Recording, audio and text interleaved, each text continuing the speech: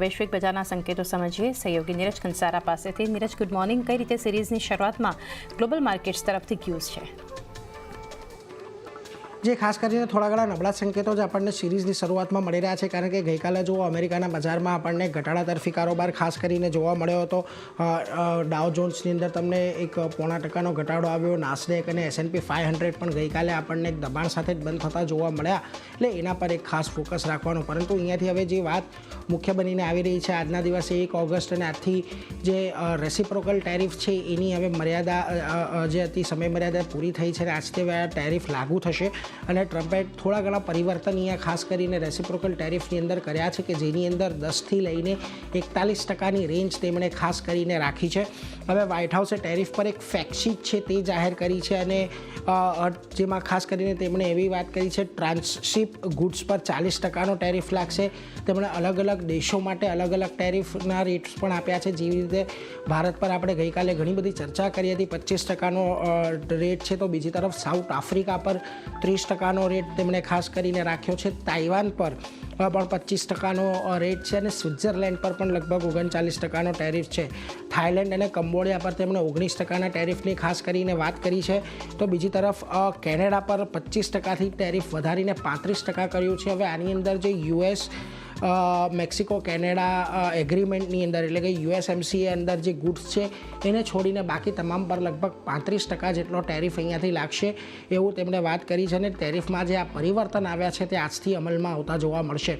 વેલ, આ તો ટેરિફની વાત થઈ, પરંતુ ખાસ કરીને જે ફાર્મા કંપનીઓ પર ટ્રમ્પ હંમેશા કાન અમળતા રહ્યા છે એને લઈને આજે મહત્ત્વના સમાચાર એ આવતા દેખાયા કે ફાર્મા કંપનીઓને ડોનાલ્ડ ટ્રમ્પ દ્વારા પત્ર લખવામાં આવ્યો છે, અને લગભગ 17 જેટલી ફાર્મા કંપનીઓને તેમણે પત્ર લખ્યો છે, જેની અંદર એલી લીલી, નોવાર્ટિસ, નોવો નોર્ડિસ્ક, ફાઇઝર આ બધી કંપનીને થઈ પત્ર લખ્યો છે, અને લગભગ 60 દિવસની અંતર્ગત તેમણે ભાવ ઘટાડવા માટેની વાત કરી છે। અને તેમણે એવું પણ કહ્યું છે કે ભવિષ્યમાં જે લોન્ચ થનારી દવાઓ છે એના ભાવ પણ તેમણે અહીંયાથી અંકુશમાં રાખવા પડશે। તેમણે એવી પણ વાત કરી છે કે જે વૈશ્વિક સ્તરે જે ભાવ દવાઓના ચાલી રહ્યા છે એ જ ભાવ અમેરિકાની અંદર પણ લેવામાં આવે એવું તેમણે કહ્યું છે। અને આ બધા સમાચારોને પગલે ગઈકાલે તમને S&P ફાર્મા ઇન્ડેક્સ છે એ લગભગ 3% જેટલો ઘટતો દેખાયો, એટલે એના પર એક ખાસ ફોકસ રાખવાનું।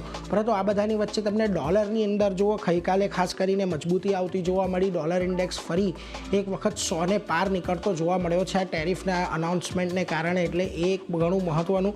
બીજી તરફ ટ્રમ્પના બીજા કાર્યકાળમાં પહેલી વખત તમને ડોલરની અંદર લગભગ 3.5%નો ઉછાળો આવતો જોવા મળ્યો છે, લગભગ 2.7%નો, અને ટ્રેડ ડીલ અને ઊંચા વ્યાજદરોના કારણે ડોલરની અંદર અહીંયાથી વધારો છે, એટલે એના પર એક ફોકસ ખાસ કરીને રાખવાનું। પરંતુ આ બધાની વચ્ચે આજે તમે એશિયાના બજારો જોશો તો ત્યાંથી પણ કોઈ બહુ મોટા સારા સંકેતો નથી મળી રહ્યા। ખાસ કરીને નિક્કેઈના બજારોની અંદર આજે તમને એક દબાણ સાથેનું જ કામકાજ જોવા મળી રહ્યું છે। શરૂઆત અહીંયા દબાણ સાથે થઈ છે। તાઇવાન અને કોરિયાના બજારોમાં તો એક ઘટાડો છે, અને કોરિયાના બજારો તો જો આજે 3% જેટલા આપણને ઘટતા દેખાયા છે। જોકે શાંઘાઈ, સ્ટ્રેટ ટાઇમ્સ અને હેંગસેંગમાં મજબૂતી છે, પરંતુ એવી કોઈ મજબૂતી આજે આપણને જોવા નથી મળી રહી। હવે ગઈકાલે આપણે ઉતાર ચઢાવ માર્કેટની અંદર ઘણા જોયા।